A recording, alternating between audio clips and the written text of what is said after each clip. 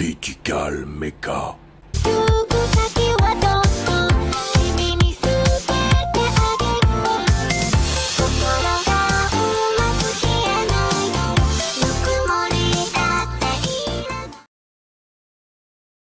Et salut mes petits robots dans Critical Mecha, le programme qui parle robotique en général. Aujourd'hui je retourne sur Critical Saga, ce qui veut dire... Le retour de Marc Dutroux? Ah, le retour vers le futur? Le retour de la poste café? Putain, vous êtes tous cons sérieux? Non, sauf vous monsieur le directeur, hein. Bien, donc je disais c'est le retour de Gundam. avec la série Kido Senshi Gundam Daihachi MS Shutai. C'est pas pareil japonais. Ta gueule Bernard. Ou Mobile Suit Ace MS Team. Situons-nous sur l'espace intersidéral et hyper compliqué. En clair sur la carte, donc on est là, et hop, un petit point de plus. Bien, ça avance tout doucement mais sûrement. Sortie entre 1996 et 1999. Elle s'étend sur 12 petits OAV.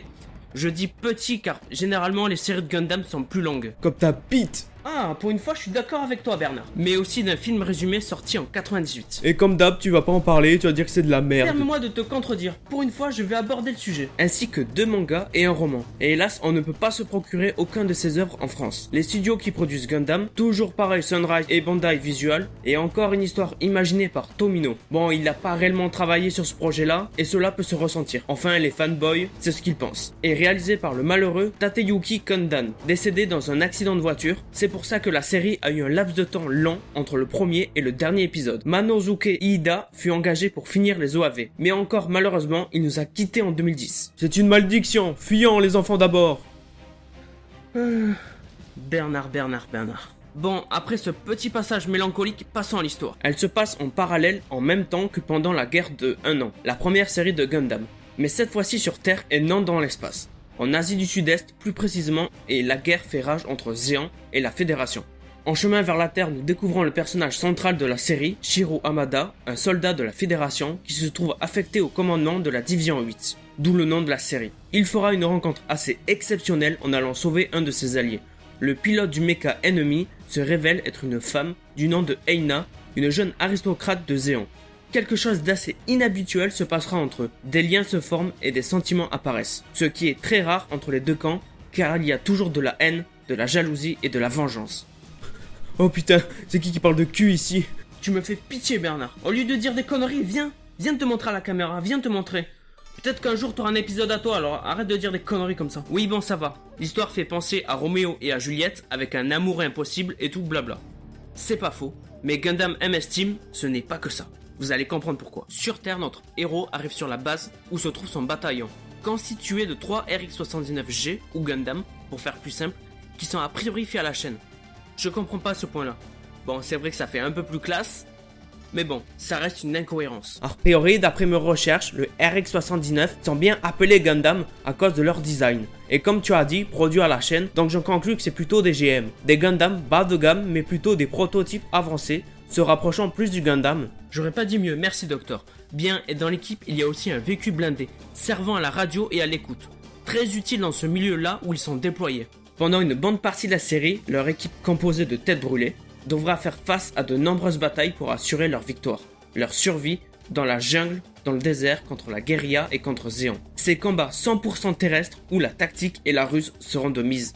D'ailleurs, les décors et l'ambiance générale fait un peu penser à la guerre du Vietnam. Et même ici, que ce soit de la Fédération ou Zeon, il y a des gens bien ou mauvais des deux côtés. Bon, vous allez me dire, mais comment ils cachent un Gundam de 18 mètres? Très bonne question.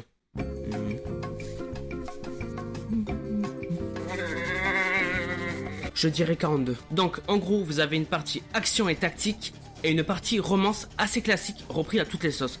Mais là, c'est super bien développé, c'est à merveille. Et comme dans toutes les séries de l'univers de Gundam, celle-ci n'échappe pas à la règle, les pensées, les sentiments sont le cœur, le noyau de cet anime. Et le réalisme des combats, réaliste, avec un combat épiquesque, je sais même pas s'il existe ce mot. Comme je disais plus tôt, il existe un film résumé, qui ne se contente pas de condenser les OAV, mais au contraire, il approfondit. Ah ouais, j'aime bien approfondir. De manière pertinente, un point de vue différent avec un personnage entièrement nouveau. Ce qui m'emmène au côté réalisation et tout ça. Côté scénario, c'est de très bonne qualité. L'histoire surprend pour du Gundam, notamment avec la liaison de Shiro et Eina. Et un point de vue d'une guerre à échelle avec la vie quotidienne des soldats et les problèmes liés à ça. Il y a quelques faux rythmes d'épisode en épisode, mais cela se comprend par la disparition du premier réalisateur.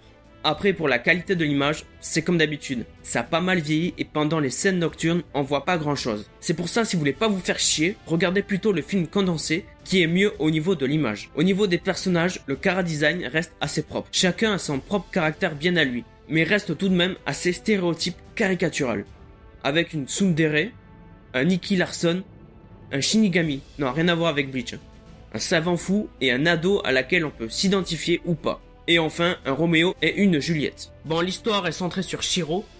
Vous verrez, il manque d'expérience, mais à mon sens, c'est un pilote d'élite, presque à la limite du New Type. Même si c'est pas dit comme ça, mais il faut savoir aussi que c'est une des rares séries où le héros est un adulte. Il ne se découvre pas des pouvoirs exceptionnels pour le pilotage de mecha. Malgré qu'il soit toujours jovial, presque naïf, au fond de lui, c'est tout autre chose. En effet, dans sa jeunesse, il a été confronté aux horreurs de la guerre. Il avoue une haine sans limite à Zéon, jusqu'à la rencontre de sa belle et douce Aina. D'un point de vue musical, l'ambiance sonore, bof.